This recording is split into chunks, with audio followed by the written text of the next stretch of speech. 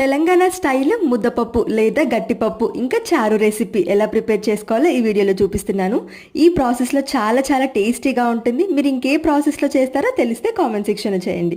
Pressure కుక్కర్లో ఒక cup పప్పు వేసుకొని నీట్గా 2 సార్లు కడుక్కొని ఒక కప్పు పప్పుకి 3 కప్పుల వాటర్ పోసుకోవాలి.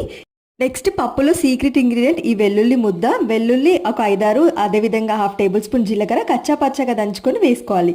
నెక్స్ట్ 1/2 టేబుల్ స్పూన్ పసుపు, సాల్ట్, 3 పచ్చిమిర్చి, 1 టేబుల్ స్పూన్ ఆయిల్, కొత్తిమీర వేసేసుకొని 3 విజిల్స్ వచ్చేంత వరకు ఉడికించుకోవాలి. ఈ లోపు చారు ప్రిపరేషన్ కోసం ఒక పెద్ద నిమ్మకాయ సైజ్ చింతపండు ఒక అరగంట పాటు నానబెట్టుకోవాలి. ప్రెషర్ పూర్తిగా తీసిస్తే మన ముద్దపప్పు రెసిపీ రెడీ. ఇప్పుడు చారు కోసం చింతపండు రసం తీసుకొని పులుపుకు తగినన్ని వాటర్ పోసుకోవాలి. నెక్స్ట్ టేస్ట్కి సరిపడా సాల్ట్ ఇంకా కారం వేసుకొని బాగా మిక్స్ చేసుకోవాలి. ఫైనల్గా పప్పు అన్నాక ఉప్పు ఉండాలి, చారు అన్నాక పోపు ఉండాలి. ఈ పోపు పెట్టుకొని పోపు చారులో మిక్స్ చేసి పచ్చి ఉల్లిపాయలు మిక్స్ చేసుకుంటే మన టేస్టీ ముద్దపప్పు చారు రెసిపీ రెడీ.